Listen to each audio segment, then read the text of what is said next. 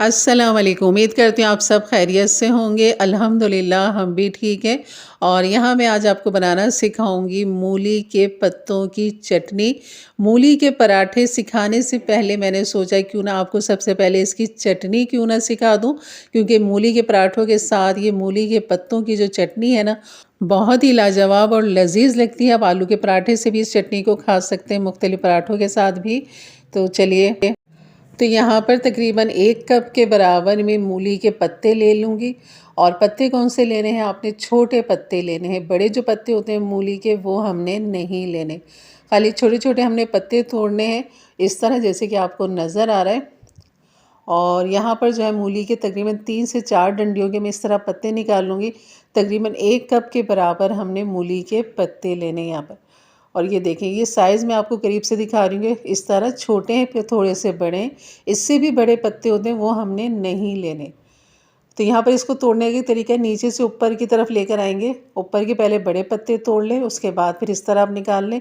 और यहाँ पर इसके साथ जो हमने चीज़ें डाली इसको फ्लेवर देने के लिए, थोड़ा सा पुदीने की पत्तियाँ ले लेंगे, हरा धनिया ले लेंगे यहाँ पर, और 2 हरी मिर्चें ले लेंगे, छोटी या बड़ी जो आपको पसंद हो। और लहसुन की यहाँ पर कलियाँ ले लेंगे, यहाँ पर तकरीबन 10 से 12 अदद। इन सबको हमने पीसना है। पहले मैं यहाँ पर एक छोटी सी प्याज भी आपको दिखा दूँ कि ये छोटी सी प्याज भी इसके अंदर जाएगी।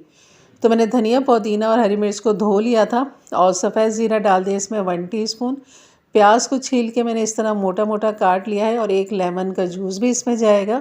लेकिन लेमन हटा के हमने बाकी तमाम चीज़ों को जो है ग्राइंडर जग में डाल देना है, और इसको हमने बारीक पीस लेना है, बिल्कुल थोड़े से पानी के साथ। मशीन को रोक रोक के आपने पीसना है, तो ही ये इतनी थिक बनेगी।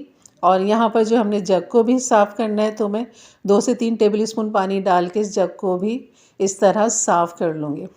तो यहाँ पर ये हमारी चटनी जो है बिल्कुल तैयार अभी नहीं है, क्योंकि अभी हमने इसमें मज़ीद फ्लेवर देना है। इसमें डाल देंगे लेमन जूस। 1 मैंने लेमन ले लिया था, जिसको काफ़ी अच्छा सा देख रहे हैं रस है इसके अंदर। और अगर आपके पास रस कम हो तो आप 2 भी ले सकते हैं, यानी कि 2 टेबल स्पून इसमें हमने लेमन जूस डालना है। तो ये 1 लेमन जूस जो है हमने डाल दिया है।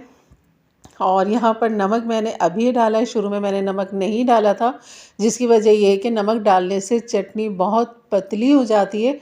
और हमेशा जब भी चटनी पीसें आप नमक हमेशा आखिर में डालें, चाहे कोई सा भी चटनी पीसें, आप किसी तरह की भी चटनी पीसें, नमक हमेशा आप आखिर में डालें। उससे ये होता है कि चटनी की थिकनेस बरकरार रहती है, और नमक की वजह से वो पतली नहीं होती। तो यहाँ पर मैंने नमक और लेमन जूस को खूब अच्छा सा मिक्स कर लिया है।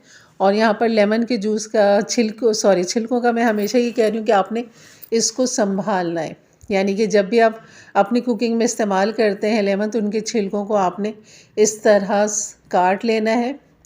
और ये जो मौसम है ना सर्दियों का, इसमें चीज़ें बहुत अच्छे से ड्राई हो जाती हैं और बहुत जल्दी हो जाती हैं। गर्मियों की निस्बत सर्दियों में जो है ना चीज़ें जल्दी अच्छी ड्राई हो जाती हैं। मैं ड्राई लेमन दिखा रही हूँ, जैसे कि मैं अपने वक्त के साथ साथ जो लेमन इस्तेमाल करती हूँ उनके छिलकों को इस तरह काट के बिल्कुल ड्राई कर लेती हूँ। इनके साथ मैंने आगे क्या काम करना है तो वो भी मैं आपके साथ शेयर करूँगी, लेकिन आपने अभी से ही लेमन को सुखाना शुरू कर दें। और अपने किचन के किसी भी जगह पे आप लेमन को इस तरह काट के रख दें खुला बिल्कुल, और उनको ड्राई होने दें। हफ्ता भी लग सकता है, तो खूब अच्छा जल्दी ये हो जाता है। जितनी ठंड पड़ेगी इतनी जल्दी ये ड्राई हो जाते हैं।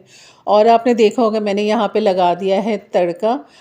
लहसुन का मैंने तड़का लगा दिया है, ये भी ऑप्शनल है, अगर आप लगाना चाहें तो लगा लीजिए, नहीं तो ये बग़ैर तड़के की ही ये चटनी बहुत ही लाजवाब है, बहुत ही लजीज है।